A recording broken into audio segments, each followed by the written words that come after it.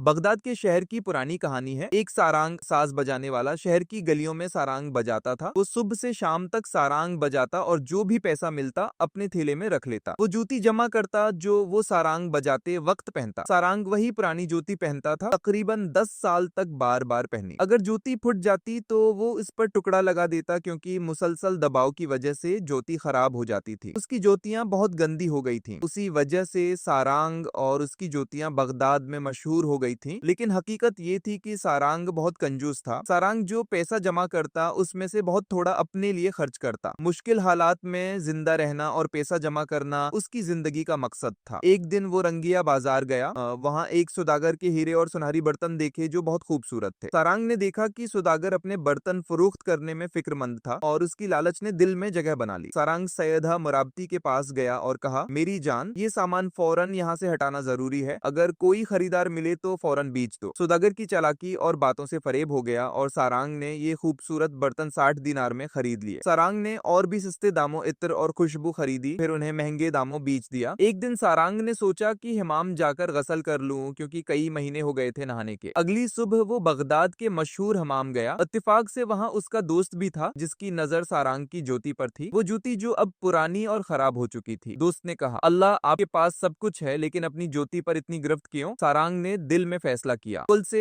उन ज्योतियों को तब्दील कर दूंगा। हमाम में नहाने के बाद उसने नया जूता पहना और खुश हुआ कि अल्लाह ने बगैर पैसे दिए नया जूता भेज दिया। लेकिन किस्मत ने उसे धोखा देने का फैसला किया था। वो जूता जिसे इसके दोस्त ने बतौर तोहफा दिया था, नाकिसनियत के बास दोबारा उसके लिए मुश्किल का सबब बन गया। इसी दिन बगदाद के काजी भी हमाम गए और जूती तलाश कर रहे थे। सारंग ने कोशिश की कि अपना आप बेकसूर साबित करे, लेकिन काजी ने माना नहीं, क्योंकि जूती उसके घर से मिली थी। सारंग को काजी ने सजा दी, जुर्माना और कुछ दिन कैद। सारंग ने फैसला किया कि अब वो ज्योति से छुटकारा पाएगा। उसने ज्योति को टेग्रियस दरिया में फेंक दिया ताकि ये कभी वापस ना आए। लेकिन ज्योति वापस आ गई। कुछ दिन बाद दरिया के नाले में फंस गई और दोबारा बाहर निकली। सारंग ने ज्योति को वापस लेने की कोशिश की, लेकिन बाजार और घर तलाश करने के बावजूद भी वो नहीं मिली। आखिरकार ज्योति सारंग के घर दाखिल हो गई, लेकिन उसे देखकर बर्तन टूट गए और पूरा सामान खराब हो गया। सारंग ने माथे पर हाथ मारा, रोना और चलाता रहा। सारंग ने ज्योति से कहा, ऐ ज्योता, तुमने मुझे हजारों दुख दिए, मैं तुम्हें दफन करूंगा ताकि तुम फरार ना हो। लेकिन काजी ने दोबारा सारंग को पकड़ लिया और जुर्माना लगाया। सारंग अब काजी की हदायत के मुताबिक ज्योति से दूर रहने लगा और उसे समझ आया कि ज्योति उसके दुखों का सबब बन रही थी। सारंग की कहानी शहर भर में मशहूर हो गई। किसी के पास भी उस ज्योति के बारे में सुनकर हैरत होती। आखिरकार खलीफा ने भी सारंग को बुलाकर सारी कहानी सुनी और सारंग को बहुत इनाम दिया। उसके बाद वो सखावत का मुजाहरा करने लगा। सारंग ने वादा किया कि अब वो अपनी लालच और कंजूसी तुर्क करेगा, जरूरतमंदों की मदद करेगा और दूसरों के साथ भलाई करेगा। दोस्तों, इस कहानी से सब ये मिलता है कि लालच और कंजूसी इंसान को नुकसान पहुंचाती है, जबकि सखावत और नेक नीति कामयाबी और सुकून लाती है।